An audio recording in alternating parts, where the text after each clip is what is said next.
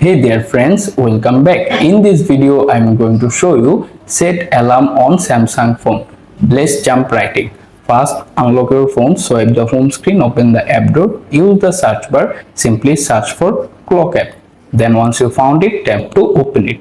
After this app is open, at the bottom menu bar, click on the alarm tab bottom left corner. Once you are in the alarm page, find the plus sign option, click on it. Then simply first of all, set the exact time if you want to set your alarm. After that, also set the date. Once you successfully set your date, give it a alarm name. For example, I am giving name walk. If you type any name if you like. Once you type it, you can go to sound section.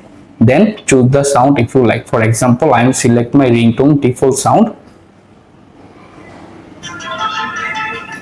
Once you select it, go back, then also open vibration and set vibration if you like.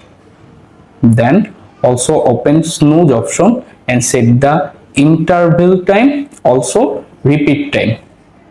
Once everything you can select, go back again. This time you can see various options. Everything is okay.